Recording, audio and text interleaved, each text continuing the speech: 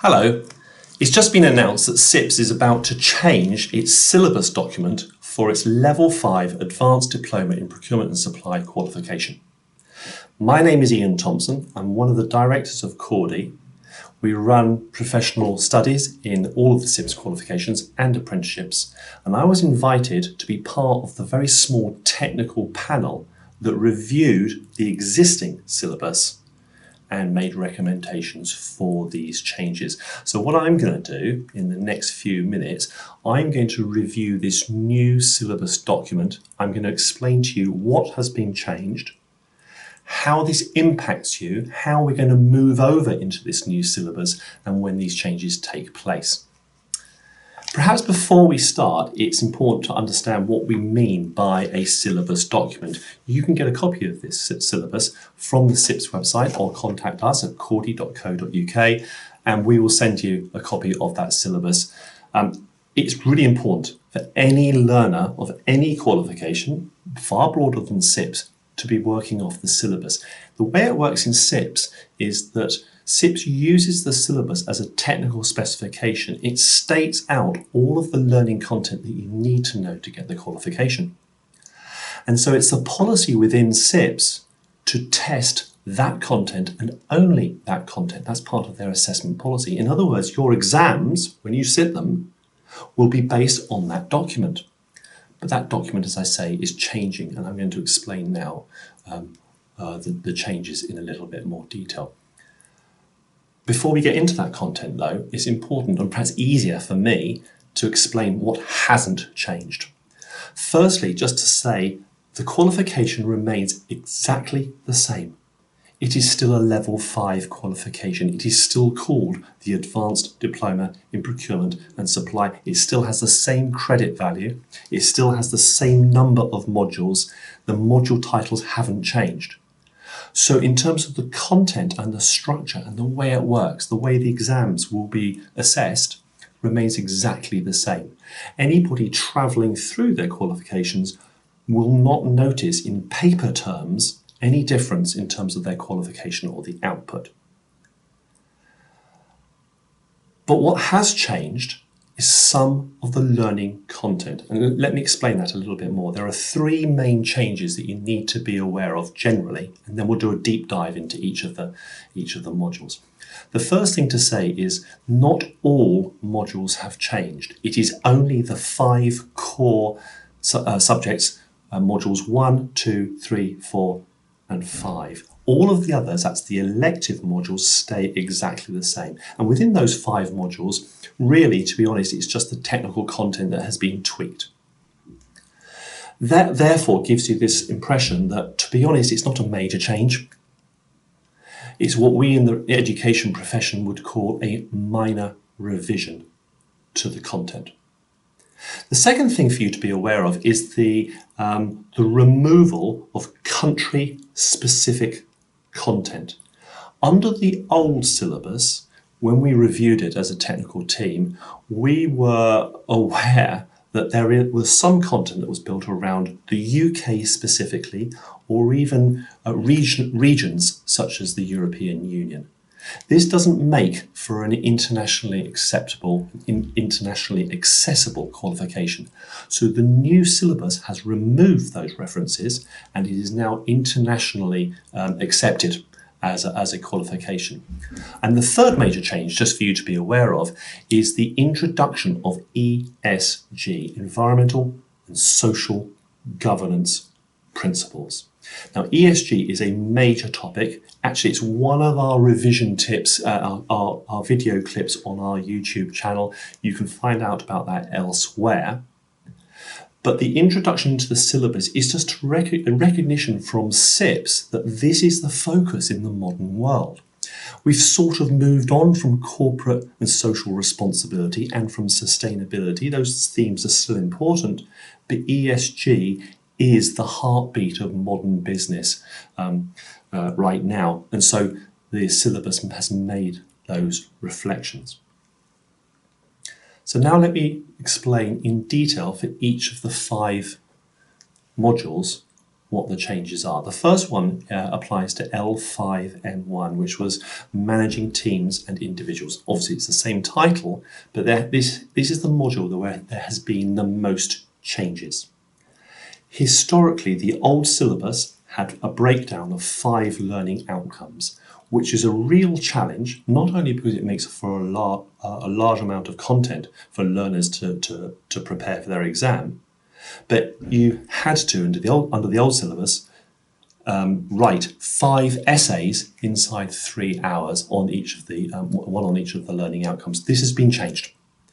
It's recognised it's too much for students, so under the new syllabus, those 5 will be reduced to 4. Most of the content has been reorganised into 4 learning outcomes. Some of the content has been stripped out, and some of the content, as I've said before, has been made more international. In particular, aspects of things like employment legislation. We have moved away from the UK and the EU, and it's become far more global in its appeal. Now, the second 2 modules, that's M2 and M3, are the smaller OR modules on risk. So the first one is managing supply chain risk, the other one is the managing contractual risk. Both of these modules stay broadly the same. They've still got their 3 learning outcomes. They'll still be assessed through the multiple choice objective response exams. What they have had is a subtle change of content, introducing ESG into them. And if you look specifically at L5M3, managing contractual risk, you'll see that there's been an introduction of a couple of additional legal concepts just to give the content a little bit more rigour and content for a level 5 qualification. Now, it's at that point that I just would like to say that even though I was a member of the panel making recommendations, there are some aspects of L5M3 which remain a challenge for most learners. And it's a point that I have made time and time again to CIPS, and it regards the fact that the applicable law for the whole of the module is not specified by the awarding body. In other words, it looks to me as an outsider like the syllabus might have been written about English law, but they have not been clear or explicit in their definition. And this could raise a challenge or a difficulty for anybody outside of the English law jurisdiction who perhaps have a slightly different interpretation of some of the legal concepts. It's a challenge I will continue to bring to CIPS, and one day we will see this change where they are clear as to whether it is or it is not based on English law, or whether they wish to do a far more globally accepted, lots of different legal systems. Moving on, the L5M4 module, that's the constructed response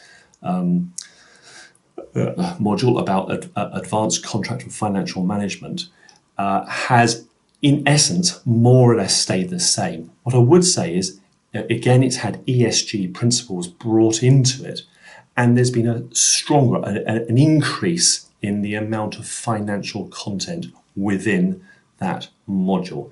There are, again, some questions. For example, the use of some of the financial ratios like earnings per share, and even the CIPS's own study guide questions why that's on the syllabus, because it says it's not really relevant for procurement, which it isn't. Again, it's a point I raised to my colleagues in the committee, but it hasn't actually been taken up, and it's now in the syllabus. But that's a minor point. I highly doubt that will be assessed in an exam. In general, the module stays the same, and it's still about financial management and contractual management at an advanced level here at level 5. And then the last module is the L5M5, that's the managing ethical procurement and supply, which has largely remained unchanged, albeit that the content is now written rather than just generally on ethical content. It's been more specifically focused in on ESG, environmental and social governance principles. So there you go. What does that conclude? What it concludes is this document, you obviously need to get hold of a copy of that, and the actual qualification itself, all it is a step on the journey of modernisation. It's a small revision of content, but broadly the syllabus structure and your qualification stays exactly the same.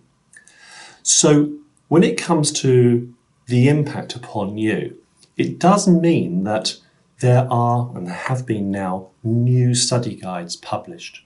Naturally, the study guides have only changed for modules 1, 2, 3, 4 and 5. So if you have study modules for any of the other subjects, they haven't changed in their content. The price has gone up.